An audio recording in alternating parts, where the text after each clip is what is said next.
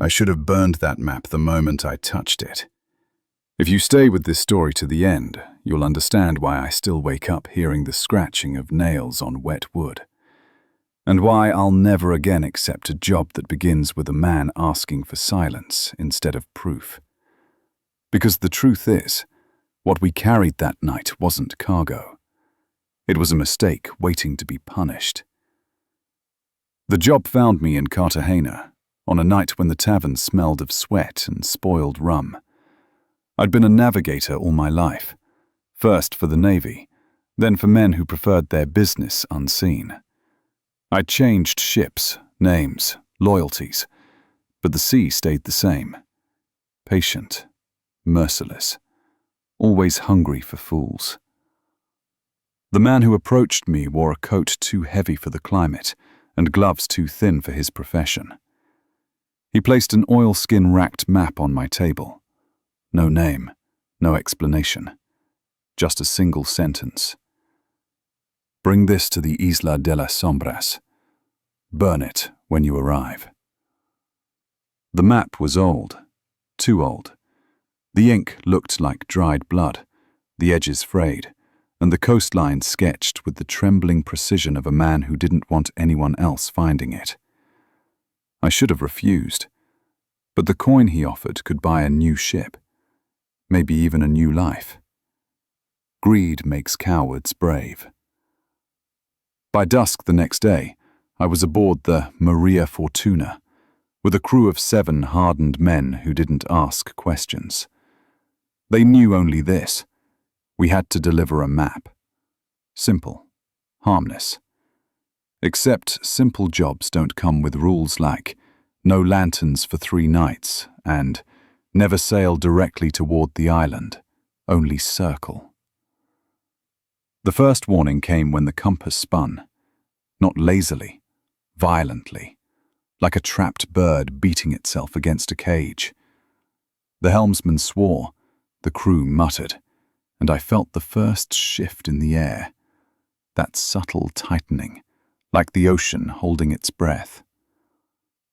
By midnight, the fog rolled in. Not natural fog. It looked like smoke crawling low over the water, hiding the waves, muffling sound. Even the ocean's heartbeat, the familiar slap against the hull, seemed distant, as if the sea had sunk away from us. That's when the scratching began. Soft at first, barely audible, coming from below deck. The men froze, every one of them staring at the plank-covered hatch. The sound grew louder, sharp, erratic, like fingernails dragged across soaked wood.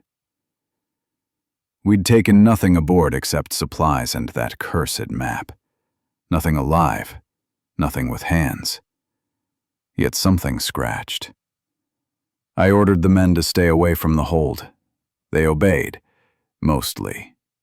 But fear spreads like rot. 2 hours later, I found Carrillo, the youngest sailor, crouched by the hatch, ear pressed to it, trembling. He whispered that someone was calling his name from beneath the boards.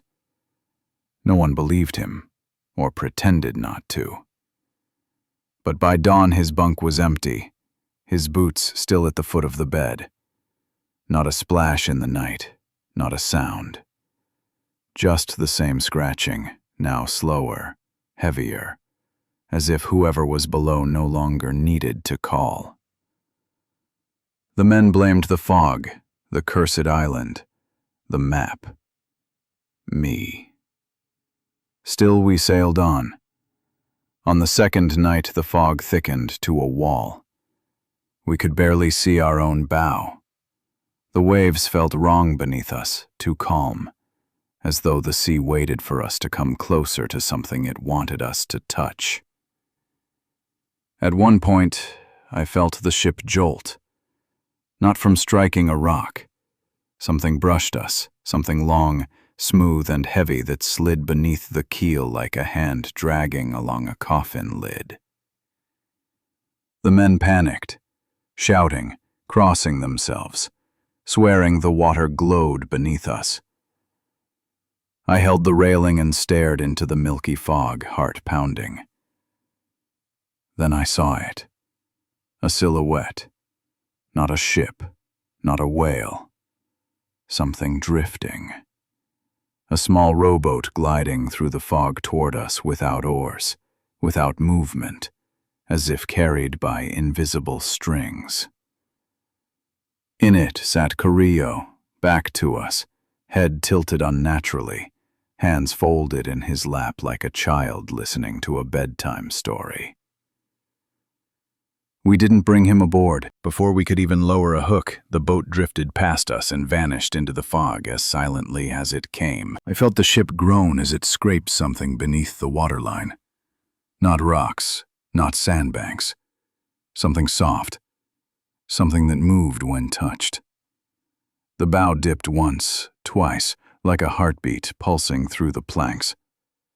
The lantern beside me flickered, and for a second I swore I saw the deck swell upward, as if the wood itself was breathing.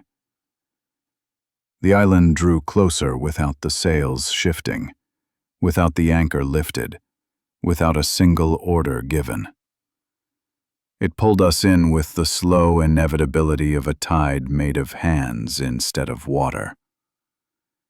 The cavern in the cliff yawned wider the nearer we got, the edges black and slick like the mouth of a drowned giant.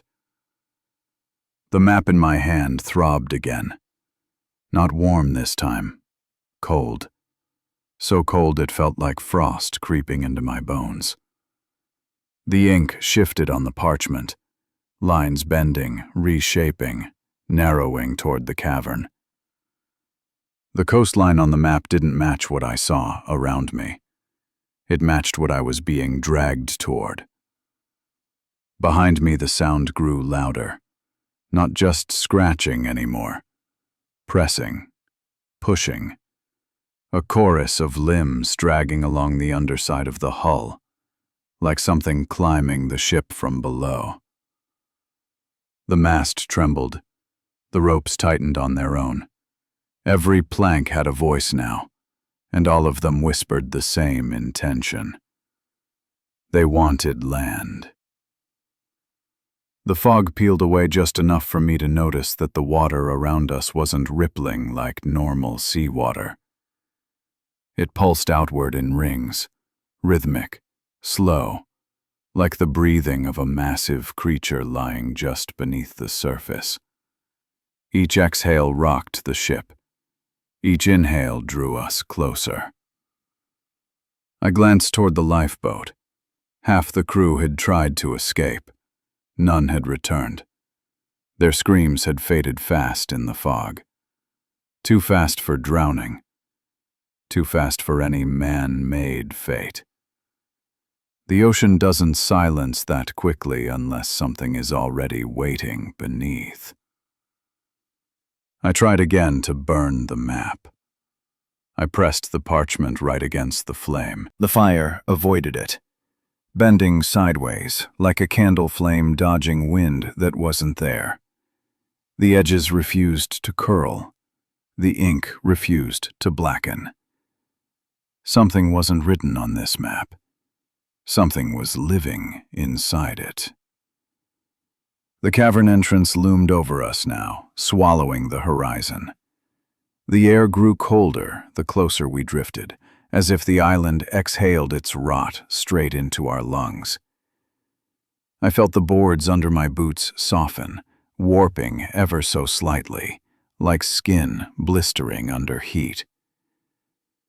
I didn't want to look down. I didn't want to see if the wood still looked like wood. The ship slid into the cavern's shadow. Darkness wrapped around us so thick I couldn't see the tips of my fingers. Only the sound guided me now. The steady dragging of countless limbs crawling along the hull, rising, reaching. When the first crack echoed through the deck, sharp and wet, I realized with a nauseating certainty that the ship wasn't decaying. It was opening. A seam split across the boards near the bow, thin at first, then widening as someone pushed from beneath. Fingers, pale and waterlogged, forced their way between the planks. Then a hand. Then a second. The nails were torn, the knuckles swollen, but the strength behind them was immense. I stepped back, slowly. My boots splashed into water I hadn't noticed filling the deck. Ice cold, rising fast. The map in my hand tightened, curling inward like a fist closing around my wrist. I tried to drop it. My fingers wouldn't obey. More hands pushed through the planks, arms, shoulders, figures crawling out of the ship as if returning from a grave made of oak and tar. Their faces were hidden beneath tangled hair and sea mold, but their breathing was ragged, painful, desperate. The realization struck me so hard my legs weakened. These weren't creatures. They were men. Men who had been trapped inside the hull, not by accident. Built into the ship. Alive. Used to keep the vessel bound to the island, like a lure. Forced to scratch. Forced to call. Forced to drag any ship carrying the map back home. The ship wasn't cursed. The ship was a cage.